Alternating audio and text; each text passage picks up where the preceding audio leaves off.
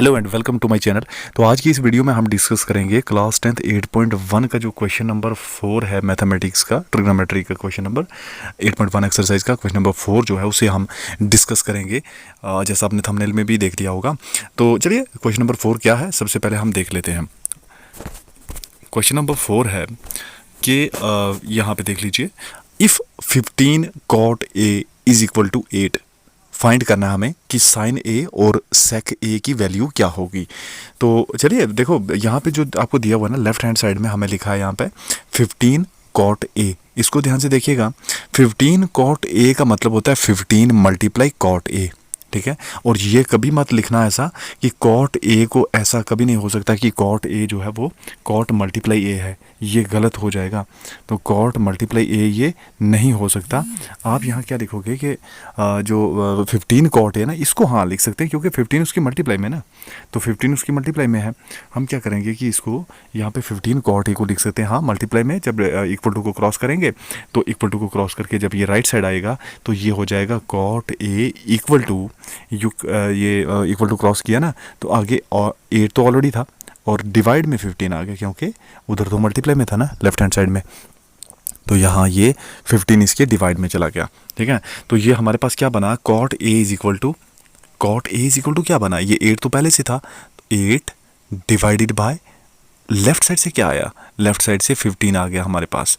तो ये बन गया 8/15, यानी कि cot A is equal to 8/15। मतलब पता चला, cot A यानी कि बेस अपॉन परपेंडिकुलर। क्योंकि देखो ना, जो tan होता है, tan का ये बिल्कुल अपोजिट में हम लिखते हैं ना, tan is equal to 1/cot या cot is equal to 1/tan।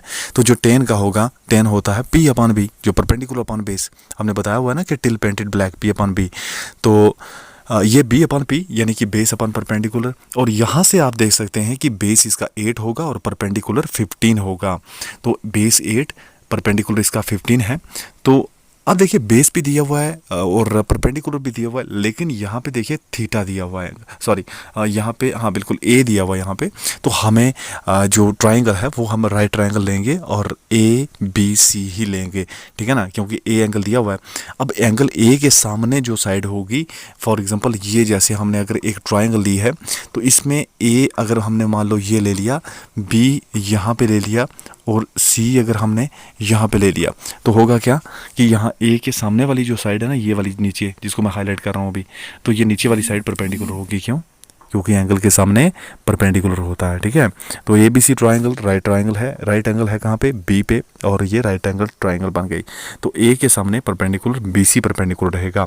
तो हमें बेस और परपेंडिकुलर दिया हुआ है, हाइपोटेन्यूज हम निकाल सकते, क्योंकि पीछे क्वेश्चन जो हमने सॉल्व किए हैं उसमें अगर 2 साइडें दी हैं, तीसरी निकालनी है ना, तो उसमें हम hypotenuse square is equal to perpendicular plus base का स्केल निकालते हैं ना, तो वही थ्योरम होती है पाइथागोरस थ्योरम, ठीक है। तो चलिए इसे सॉल्व करते हैं, मैंने सॉल्व करके रखा है आपके पास, तो उसे हम डिस्कस कर लेते हैं।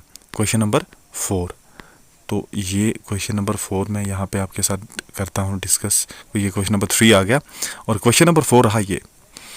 देखो यहाँ पे जो जो चीज़ें दी हुई थी, जैसा मैंने कहा, ए के सामने आपको परपेंडिकुलर दिखेगा, बिल्कुल ये परपेंडिकुलर है जो 15 हमने ले रखा है, पहले से दिया हुआ है, और बेस 8 दिया हुआ था।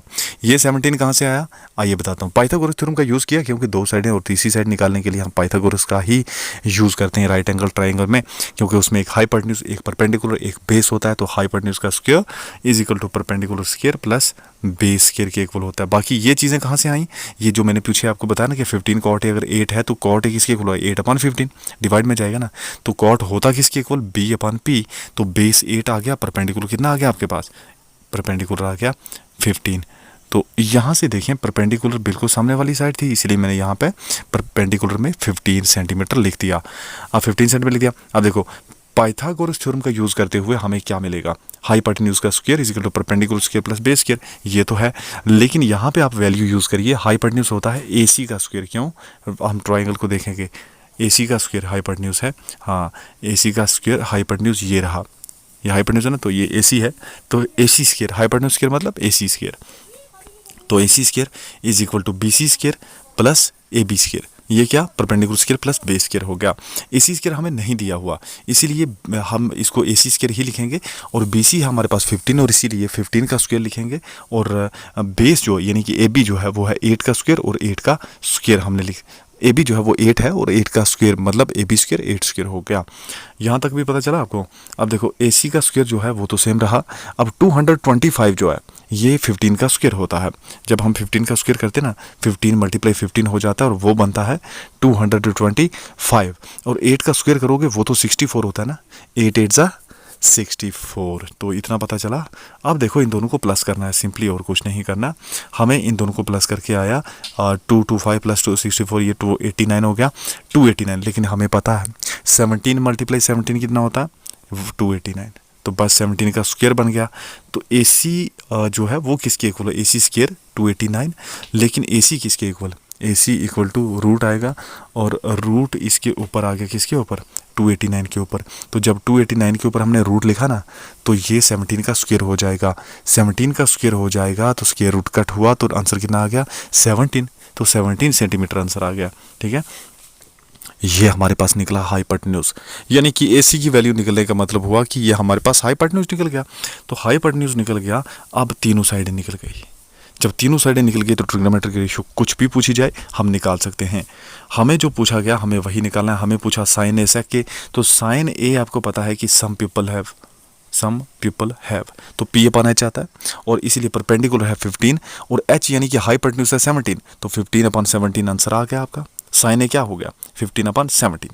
तो सेक ए किसके इक्वल होगा, सेक ए होता है कॉस का, जो उल्टा हम लिखते हैं, जैसे cos is equal to 1 upon sec, और सेक क्या हो गया, 1 अपॉन कॉस।